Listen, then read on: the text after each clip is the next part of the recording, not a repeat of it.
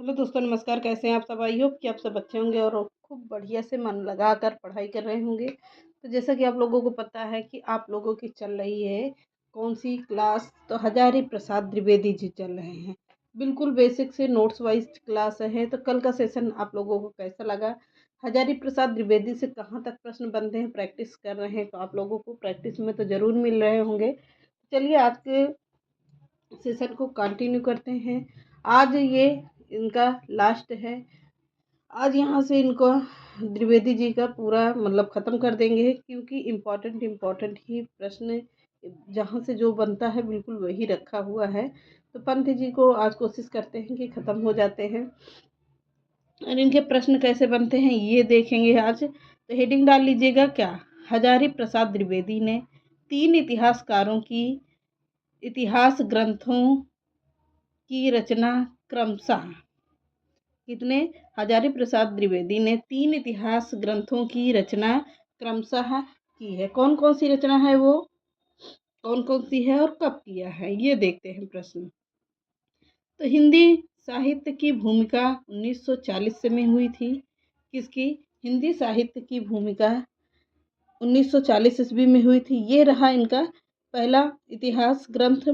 दूसरा है हिंदी साहित्य उद्भव और विकास। यह कब हुआ था?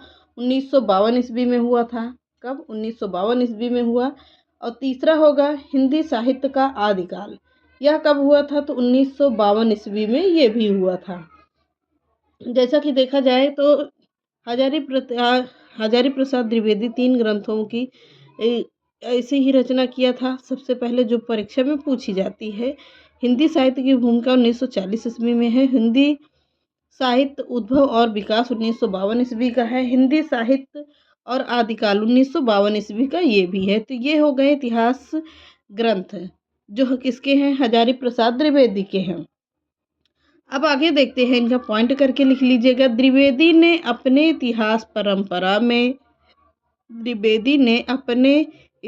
में परंपरा की निरंतरता और अनुशीलन करते हुए एक व्यापक इतिहास दर्शन की भूमिका तैयार की है। किसने? द्विवेदी जी ने। फिर से देखिएगा, द्विवेदी जी ने अपने इतिहास में परंपरा की निरंतरता का अनुशीलन करते हुए एक व्यापक इतिहास दर्शन की भूमिका तैयार किया है। अगला पॉइंट होगा हजारी प्रसाद द्विवेदी ने। पॉइंट करके लिखिएगा। हजारी प्रसाद द्विवेदी ने लिखा है कि शंकराचार्य के बाद इतना प्रभावशाली और इतना महिमान्वित भारतवर्ष में दूसरा यहाँ पर गलत है, बड़े उग मात्रा होगा, दूसरा नहीं हुआ है। क्या कह रहे हैं? हजारी प्रसाद द्विवेदी ने लिखा है कि शंकराचार्य के बाद इतना प्रभावशाली और इतना महिमान्वित भारतवर्ष में दूसरा नहीं हुआ है। भारतवर्ष में कोने कोने में उनके अनुयायी आज भी पाए जाते हैं। कहाँ पर? भारतवर्ष में कोने कोने में उनके अनुयायी, किसके? शंकराचार्य के अनुयायी आज भी पाए जाते हैं। भक्ति आंदोलन के, आगे लिखिएगा, भक्ति आंदोलन के पूर्व सबसे शक्तिशाली धार्मिक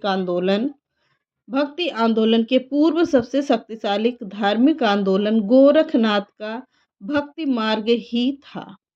किसका था? गोरखनाथ का भक्ति मार्ग ही था। किसके? कोने कोने में किसके? शंकराचार्य के अनुयायी पाए जाते हैं। भक्ति आंदोलन के पूर्व में सबसे शक्तिशाली धार्मिक आंदोलन गोरखनाथ का भक्ति मार्ग ही था। गोरखनाथ अपने युग के सबसे बड़े नेता थे। किसके बारे में कह रहे हैं? कौन? द्विवेदी जी कह रहे हैं कि गोरखनाथ अपने युग के सबसे बड़े नेता थे। कौन थे? गोरखनाथ जी थे। अगला पॉइंट देखिएगा। द्विवेदी जी ने रासो शब्द की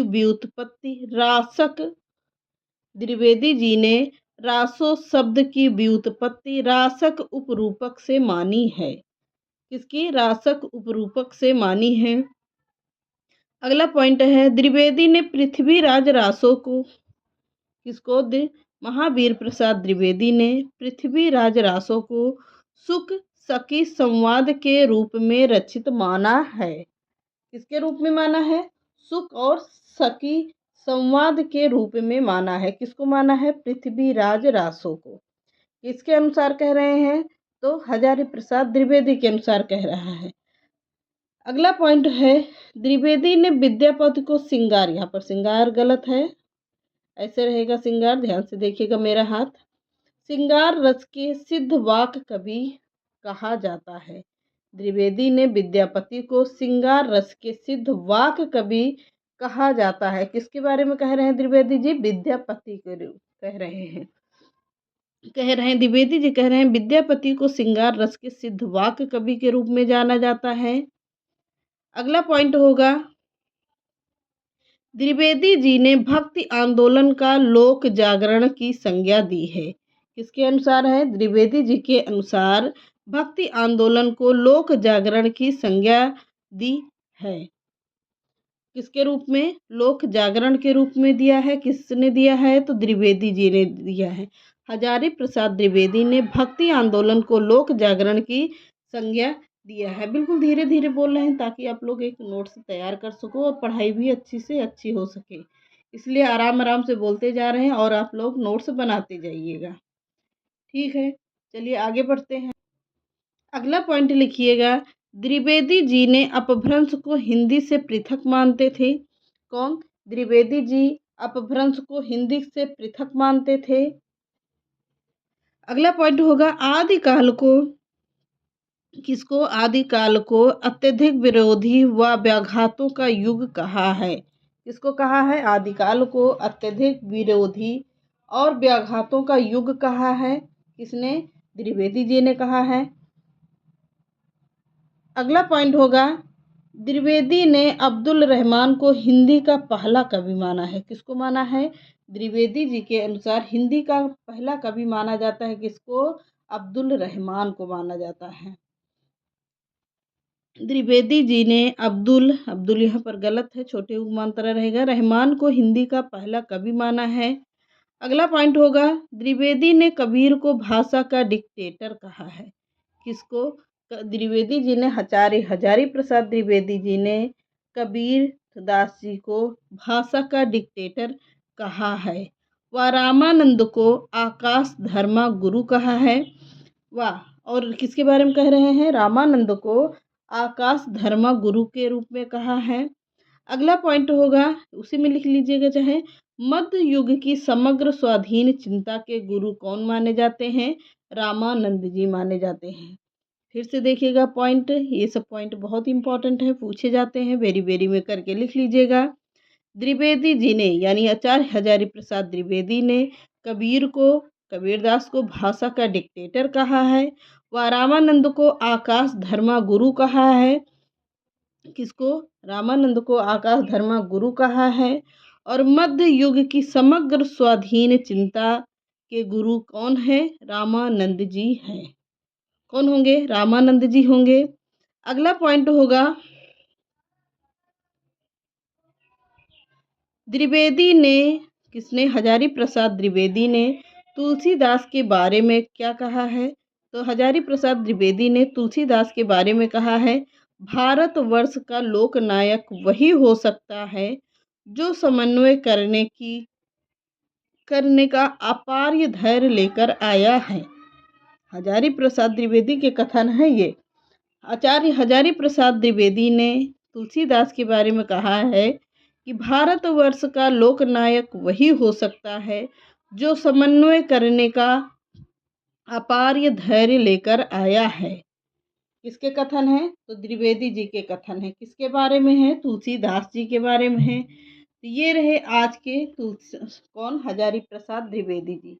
अब एक एक राइटर को हम लेकर चलेंगे, एक एक राइटर से आप लोगों के प्रश्न तैयार होंगे और कहाँ कहाँ से कैसे कैसे प्रश्न बनते हैं एक एक राइटर को पढ़ेंगे, वहीं से आप लोगों को पूरे प्रश्न उत्तर, उनकी रचनाएं, उनके जन्म स्थान, कब कौन सी रचनाएं किया है, कौन कौन कब उपन्यास लिखा है, कब नाटक लिखा है, कौन सी उपाधि उनको धारण हुई है, सब कुछ एक ही क्लास में, सॉरी एक दो वीडियो में ही और एक एक राइटर से ही पूरा क्लियर करेंगे। तो चलिए, आज का सेशन कैसा रहा कमेंट में कमेंट करके बताइएगा कि आज का सेशन कैसा रहा। तो मिलते हैं नेक्स्ट क्लास में। चैनल पसंद आए तो लाइक सब्सक्राइब एंड शेयर करिएगा। नमस्कार।